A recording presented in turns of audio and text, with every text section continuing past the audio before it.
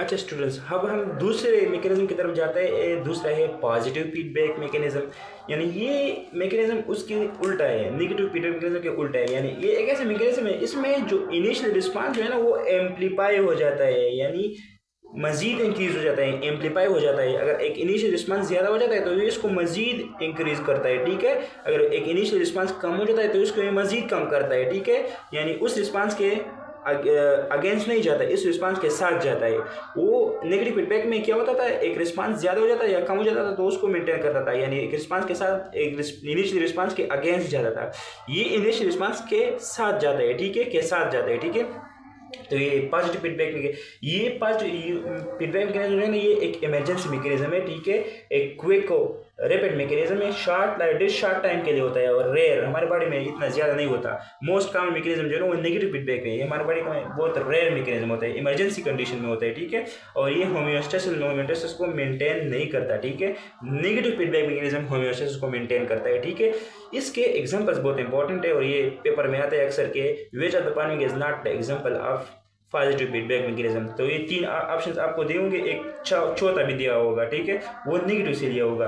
तो ये जिस तरह एक के यूएचएस में आया था, ठीक है, के एम यू में भी आया था ये क्वेश्चन के विच ऑफ द फॉलोइंग, एक तो एक सिनेरियो में दिया था, एक तो इस तरह एक सिनेरियो आपको दिया जाएगा, एक चाइल्ड बर्थ का एक सिनेरियो दिया जाएगा, आपको कहेगा कि कौन सा मैकेनिज्म है, नेगेटिव है या पॉजिटिव है, ठीक है।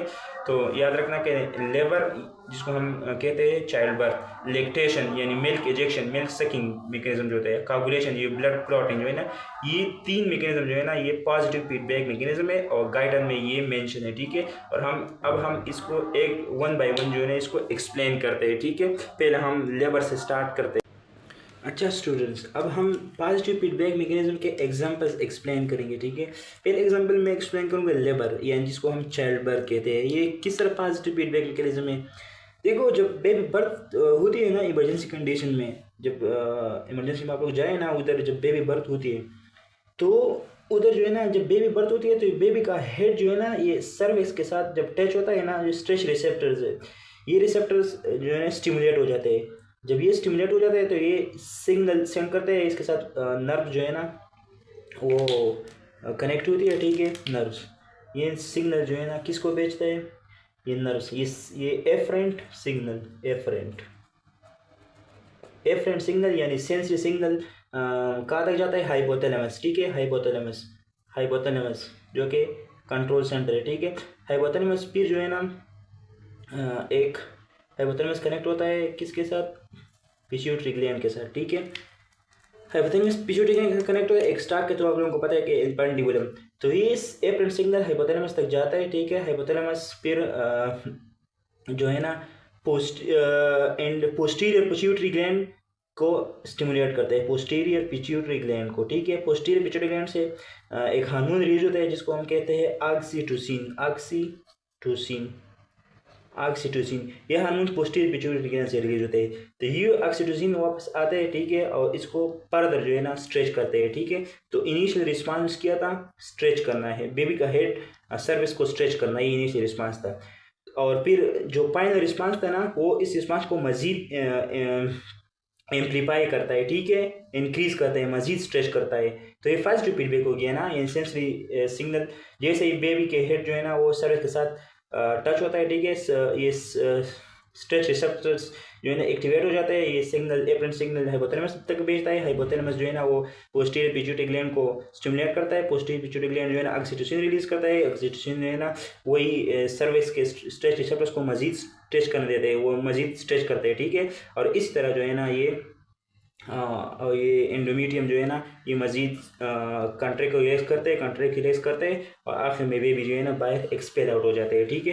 तो ये लेबर एक पॉजिटिव फीडबैक मैकेनिज्म हो गया।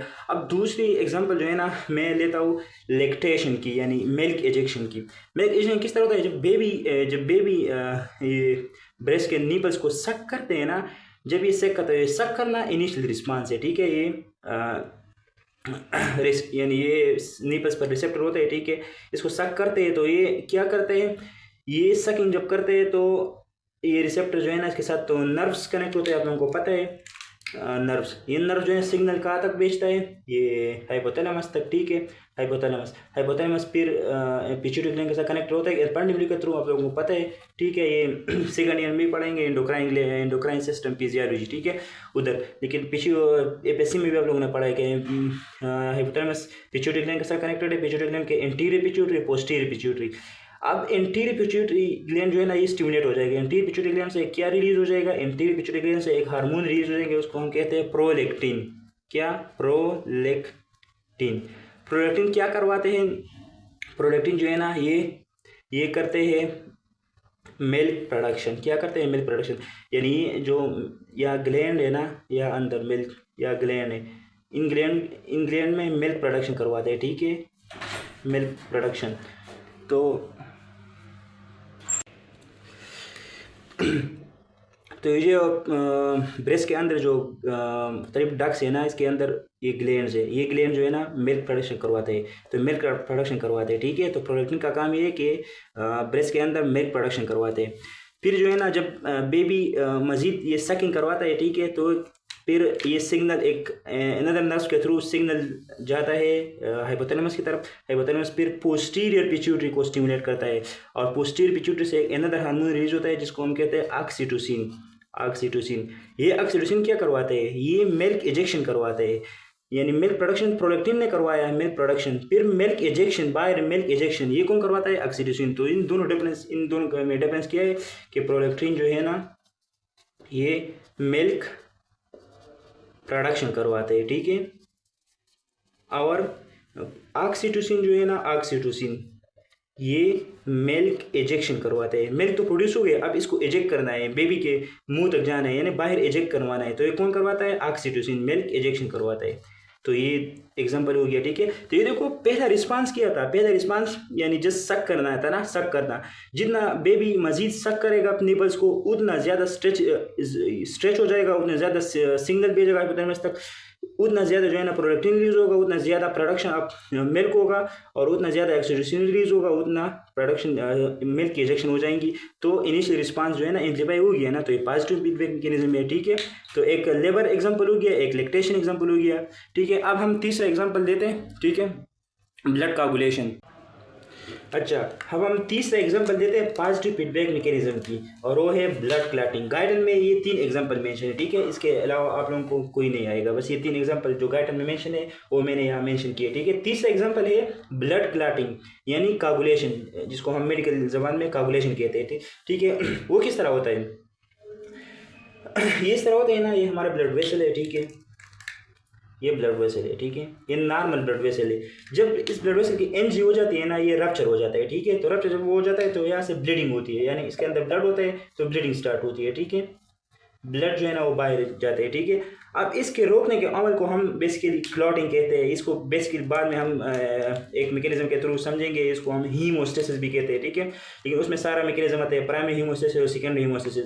लेकिन हम सिंपली पॉजिटिव फीडबैक मैकेनिज्म के एग्जांपल देते हैं ब्लड कोगुलेशन। तो ब्लड कोगुलेशन इस तरह होती है कि जब ब्लड ब्लीडिंग शुरू होती है ना, तो यहाँ ये जो इंजर्ड एरिया है ना, ये इंजर्ड एंडोथेलियम, ये सर्टन केमिकल रिलीज होते हैं, सर्टन केमिकल रिलीज करते हैं, ठीक है। यानी वो केमिकल्स क्या हो सकते हैं, वो कैल्शियम आयंस हो सकते हैं, ठीक है, वो सेरोटोनिन हो सकते हैं, ठीक है, वो डिफरेंट केमिकल्स, ये डिफरेंट केमिकल रिलीज होते हैं, ठीक है। ये केमिकल्स सराउंडिंग या प्लेटलेट्स मौजूद है ना, हमें पता है कि ब्लड में 3 किस्म के सेल्स होते हैं, आरबीसी, डब्ल्यूबीसी, प्लेटलेट्स। तो यहाँ प्लेटलेट्स मौजूद होते हैं, ये केमिकल जो है ना इन प्लेटलेट्स को यहाँ अट्रैक्ट करते हैं, ठीक है। तो ये प्लेटलेट्स यहाँ आ जाते हैं, जब ये प्लेटलेट्स यहाँ अटैच होते हैं ना, तो इनिशियल रिस्पांस क्या हो गया कि प्लेटलेट्स यहाँ अटैच हो गए।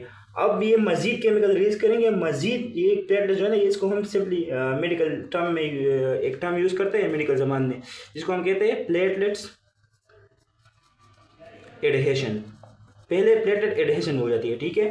फिर ये मजीद प्लेटलेट्स जो है ना उसको एक्टिवेट करते हैं और मजीद प्लेटलेट्स यहाँ आ जाते हैं, तो फिर और ब्लड के और जो है ना प्लेटलेट्स जो है ना यहाँ अटैच हो जाते हैं, ठीक है। फिर उसको कहते हैं platelets activation, platelets activation. Platelets मजीद एक्टिवेट हो गए, ठीक है, और ये एक दूसरे के साथ अटैच होते हैं, एक दूसरे के ऊपर अटैच होते हैं, फिर इसको हम कहते हैं प्लेटलेट्स एग्रीगेशन, प्लेटलेट्स एग्रीगेशन।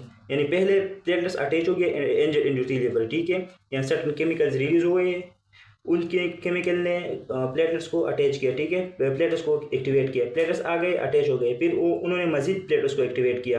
तो पहले रिस्पांस था प्लेटलेट्स या अटैच हो गया, उन्होंने मजीद यानी वही रिस्पांस था। अब उन प्लेटलेट्स ने मजीद प्लेटलेट्स को किया एक्टिवेट किया, और वो आगे वो उसके साथ अटैच हो गए, तो प्लेटलेट्स एडहेशन, ठीक है, platelet adhesion, activation, aggregation, step 1, step 2 और स्टेप 3, ये हम बाद में भी पढ़ेंगे। इनको करेक्टिवली जो है ना प्लेटलेट्स कहते हैं, प्लेटलेट प्लग कहते हैं, प्लेटलेट प्लग कहते हैं। तो प्लेटलेट प्लग परमिशन हो जाती है, और या ये जगह जो है ना बंद हो जाती है, यानी ब्लड स्टॉप हो जाती है, यानी ब्लड क्लॉटिंग हो जाती है, ठीक है। तो ये पॉजिटिव फीडबैक मैकेनिज्म है, ठीक है। तो ये तीनों एग्जांपल्स हैं, ठीक है, याद रखना। ब्लड एक ब्लड कोगुलेशन हो गया, लेबर हो गया और लैक्टेशन हो गया। अब यूनिवर्सिटी आपसे किस तरह पूछ सकते हैं, ठीक है, आपसे ये पूछ सकते हैं कि एक सिनेरियो दिया गया होगा, ठीक है, लेबर की, चाइल्ड बर्थ की इमरजेंसी कंडीशन है, और एक पेशेंट एक मदर थी, ठीक है, इमरजेंसी कंडीशन में आई, ठीक है, और ये इस तरह एक बड़ा सिनेरियो आपको दिया गया हो, यानी यही चाइल्ड बर्थ का, लेबर का सिनेरियो दिया गया हो। आपसे पूछेंगे कि ये कौन सा मैकेनिज्म है, पॉजिटिव फीडबैक, या आपसे इसके अंदर भी पूछ सकते हैं कि कौन सा हार्मोन रिलीज होता है, ठीक है, ये भी पूछ सकता है।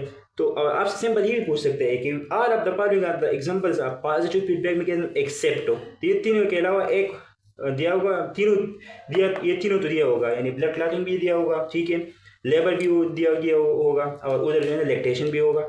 तो इसके अलावा एक और ऑप्शन भी होगा, वो ऑप्शन बेसिकली पॉजिटिव फीडबैक का एग्जांपल नहीं होगा। तो इस तरह इस टॉपिक से एग्जांपल आ सकते हैं। तो पहले चैप्टर में जो इंपॉर्टेंट टॉपिक है वो होम्योस्टेसिस, ठीक है, याद रखना, स्पेलिंग में डिफरेंस है, ठीक है, होम्योस्टेसिस, और एक बाद में टॉपिक है ब्लड फिजियोलॉजी में, उधर है हीमोस्टेसिस, उधर ब्लड स्टॉपिंग को कहते हैं, और ये होम्योस्टेसिस, इंटरनल एनवायरनमेंट को नियरली कांस्टेंट मेंटेन रखना होता है, ठीक है।